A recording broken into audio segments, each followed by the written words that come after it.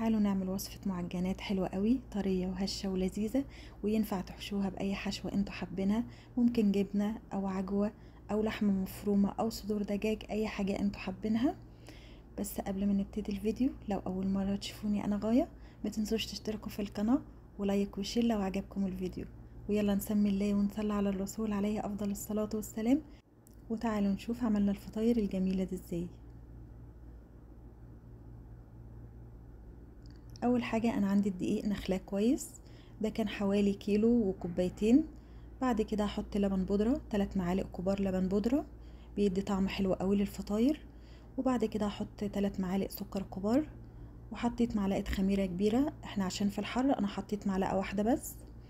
وبعد كده نص معلقة بيكنج باودر ونص معلقة ملح، وهقلب المكونات الجافة كده مع بعض. وهحط معلقتين قشطة بتدي طعم حلو قوي برضو للفطاير، وربع كوباية زيت، وحطيت معلقة خل كبيرة. وانا هعجن بلبن، ممكن تعملوا ميكس مية ولبن براحتكم. عندي بيضتين، هحط بيضة كاملة وبياض بيضة، وهسيب الصفار عشان ادهن بيه وش الفطاير. وبعد كده هبتدي اعجن، وكل ما احتاج هزود لبن شوية بشوية، لان الدقيق كله مش شبه بعضه. انا خد مني حوالي بالظبط 3 كوبايات لبن، وهفضل اعجن كده. وبعد ما تتعجن معايا، اخر حاجة خالص هحطها معلقتين زبدة، مكعبين زبدة كده. واول ما احط الزبدة هلاقي العجينة فرولت معايا كده، هفضل اعجن فيها بالشكل ده كده لحد ما ترجع تلم معايا تاني.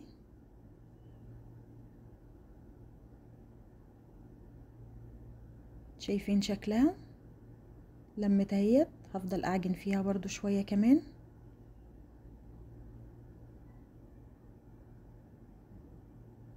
خلاص بقت طرية معايا اهي وجميلة. طبعا كل ما نعجن العجينة ونديها حقها في العجن، هتخلي معايا الفطاير جميلة. اخر حاجة بقى هحطها شوية زيت على الوش، وهسيبها بقى لما ترتاح براحتها خالص، ساعة بقى، ساعة ونص لحد ما تخمر. اهي عندي بعد ما خمرت ما شاء الله، شايفين. بعد كده بقى هعملها كور على حسب الفطاير انا هعملها قد ايه، بالشكل ده كده. وبرضو بعد ما اعملها كده هسيبها ترتاح شوية، هتبقى النتيجة افضل. ده بعد ما عملتها. بعد كده هبتدي اشكلها، بعد ما سبتها ترتاح حوالي ربع ساعة هبتدي بقى اشكلها. طبعا اعملوها بالاشكال اللي انتوا حابينها، انا هوريكم كذا شكل كده.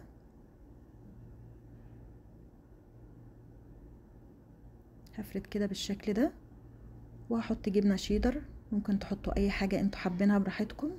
وهقفل على الحشوة كويس، وبعد كده هعمل فيها خطوط بالشكل ده كده، ممكن بسكينة او بقطعة البيتزا بالشكل ده كده بالطول، بتدي شكل حلو قوي بالشكل ده كده. وبعد كده هلفها بالشكل اللي انتوا شايفينه ده.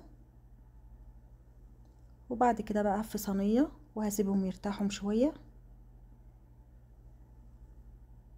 اعمل بقى تاني شكل، دي فردتها بايدي بس كده.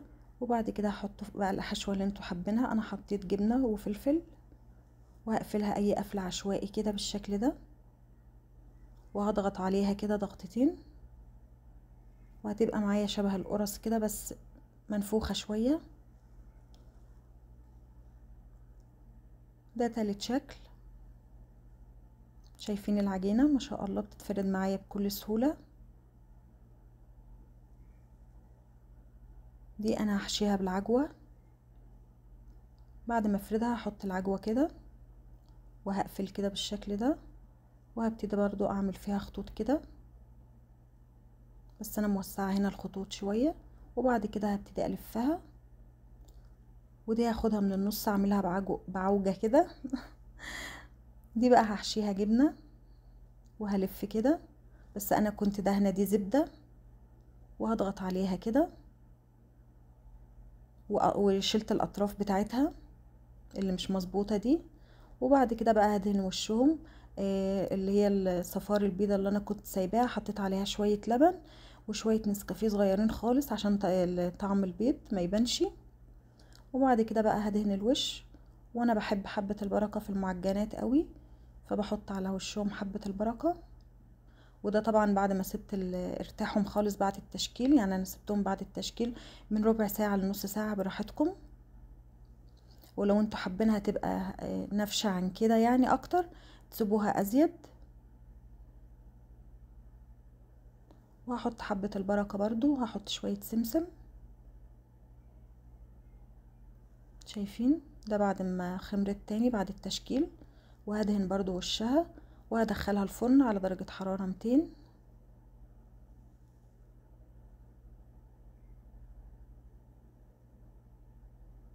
وطلعت معايا بالجمال ده، شايفين تحفة. انا بعد ما طلعتها دهنت وشها بحتة زبدة كده. شايفين ما شاء الله حلوة جدا، شايفين عاملة ازاي، وتنفع بأي حشوات وجميلة جدا. وطبعا كلنا بنحب المعجنات بقى ايا كانت. شايفين حلوة قوي، كانت طرية وهشة وجميلة جدا، وطعمها بيبقى تحفة، وبيبقى تغيير من الاكل شوية كده. شايفين قد ايه طرية وجميلة وهشة ولذيذة جدا، طعمها حلو قوي. شايفين عاملة ازاي، بجد تحفة. ومن جوه عاملة ازاي، هشة وجميلة جدا وطعمها لذيذ قوي، بجد تحفة. شايفين بضغط عليها طرية ازاي، حلوة قوي. اتمنى الوصفة تكون عجبتكم، واكتبوا لي في الكومنتات ايه رأيكم فيها. واستنوني ان شاء الله في فيديو جديد، وشاركوا لي الفيديو مع اصحابكم عشان يوصل لاكبر عدد ممكن. واشوفكم على خير في فيديو جديد ان شاء الله.